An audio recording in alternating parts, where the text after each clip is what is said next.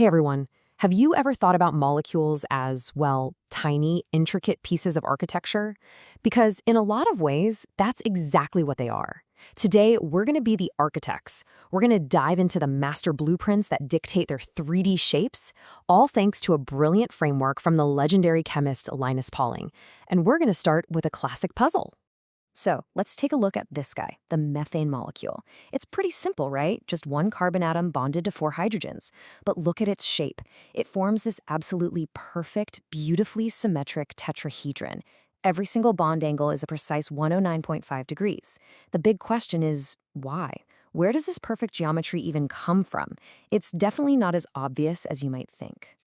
And that question brings us right to the heart of the problem. You see, if you look at the raw materials an atom has to work with, the original blueprints, they just don't seem to match the finished building at all. This slide lays out the mismatch perfectly. On the left, you've got a carbon atom's basic toolkit. These are the regions where its bonding electrons actually live. You've got one spherical s orbital, and then 3 dumbbell-shaped p orbitals. And here's the kicker. Those p orbitals are all positioned at 90-degree angles to each other. So how in the world do you build that 109.5 degrees structure on the right using a set of 90-degree tools? The numbers just don't add up. Something's missing. This is where the master architect himself, Linus Pauling, enters the story. He had this incredible insight. He realized that before construction even starts, the atom actually remodels its own tools. It creates a completely new kind of blueprint. And he gave this incredible process a name, hybridization. It's a totally revolutionary idea, really. The concept is that an atom doesn't just use its orbitals as they are. No, instead, it actually mixes them together, blending them, to create entirely new shapes that are perfectly designed for the job of bonding. So, here's the crucial idea. The atom takes its s and p orbitals, which have slightly different energies, and it basically throws them into a blender. This whole process averages out their energy and their shape, and what comes out is a brand new set of identical, high-performance hybrid orbitals. And these new orbitals are ready to form much stronger, much more stable bonds. Now, this process isn't just random. It follows a few simple but really powerful rules. First, the number of orbitals is conserved. You put 4 in, you get 4 new ones out. Simple. Second, these new hybrid orbitals are all identical twins. Same shape, same energy. Third, they're just plain better at their job, forming much stronger bonds. And finally, this whole remodeling project only happens with the outermost electrons, the ones in the valence shell, because they're the ones that do all the work in chemical bonding anyway. All right, so depending on the recipe, how many orbitals you decide to mix, you get 3 main architectural styles. You can think of these as the fundamental blueprints for building most of the molecules we know and care about. Let's break them down one by one. First up, we've got the simplest design, sp hybridization. This is what happens when an atom mixes just one s and one p orbital. Now, these 2 new hybrid orbitals, they really don't like each other. They repel. So to get as far apart as possible, they point in exactly opposite directions. And that creates a perfectly straight line, a 180-degree angle. And the recipe for this one is super straightforward, as you can see. It's a perfect 50-50 blend. Each new hybrid orbital gets half its personality or its character from the original s orbital and the other half from the p orbital. And here it is in the real world. Check out beryllium chloride, BeCl2. That central beryllium atom uses these 2 sp hybrid orbitals to grab onto the chlorine atoms, and that forces the entire molecule into this rigid, perfectly straight line. Okay, moving on to design number 2, Sp2 hybridization. This time, the atom mixes one s orbital with 2 p orbitals. So now you have 3 new hybrid orbitals, and they're all trying to push each other as far away as possible. The best way to do that is to settle into a flat, triangular shape with perfect 120-degree angles between them.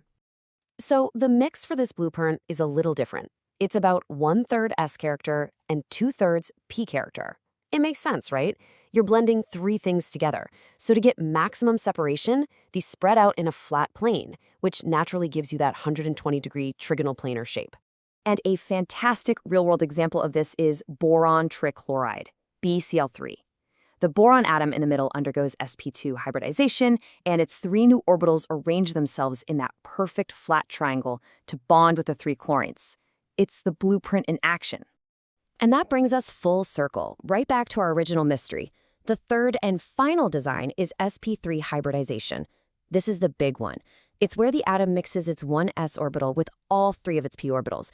And guess what shape that makes? You got it, our perfect tetrahedron with those magical 109.5-degree angles. For this recipe, we're at 25% S character and 75% P character. Now, when you've got four hybrid orbitals all trying to get away from each other, a flat shape just won't cut it anymore.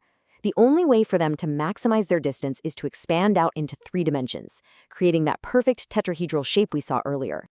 So, for our methane molecule, the carbon atom uses this Sp3 blueprint. It creates 4 absolutely identical hybrid orbitals, points them to the corners of a tetrahedron, and then uses them to bond with 4 hydrogen atoms. And just like that, puzzle solved. The shape wasn't magic. It comes directly from hybridization. But, things in chemistry aren't always so perfect. What happens if one of those shiny new hybrid orbitals isn't used for a bond? What if it's just holding a pair of electrons all by itself? Well, this is where the blueprints can get a little warped. The seesaw is the perfect analogy here. A bonding pair of electrons is being shared between 2 atoms, so its negative charge is kind of stretched out. But a non-bonding, lone pair is held really tightly by just 1 atom. That makes it much denser, much more repulsive. It's like a heavier person getting on the seesaw. It takes up more space and literally pushes the other bonds closer together. And this flowchart shows that effect perfectly. Let's walk through it. Start on the left with methane. 4 bonding pairs, 0 lone pairs.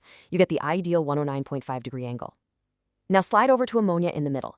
It's still using 4 sp3 orbitals, but look, one of them is a lone pair.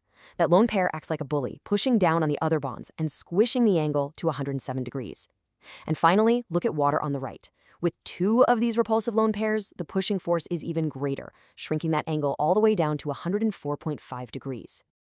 So this amazing ability to switch between different blueprints is what makes an atom like carbon the ultimate molecular builder. It can create not just the basic frames, but it can also add reinforcements to build single, double, and even powerful triple bonds.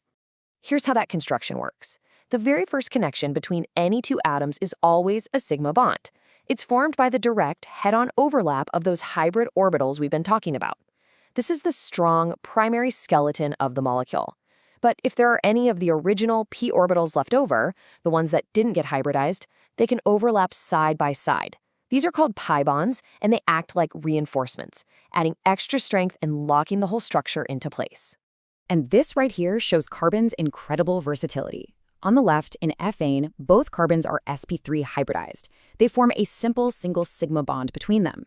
But now, jump over to ethine on the right. Whoa! The carbons switch to sp hybridization.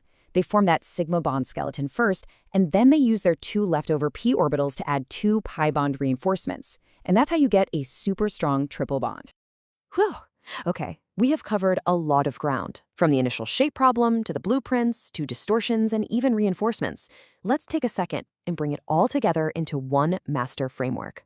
This table right here, this is basically the ultimate cheat sheet. It connects every single dot we've talked about. You can just follow a row across. You see the hybrid type, which orbitals got mixed, the resulting S and P character, and how that directly leads to the ideal angle and the final 3D geometry.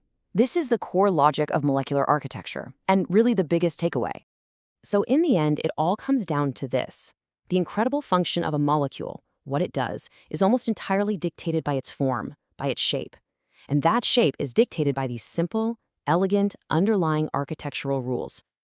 It kind of makes you wonder, doesn't it? What other invisible blueprints are out there, quietly shaping the entire universe around us?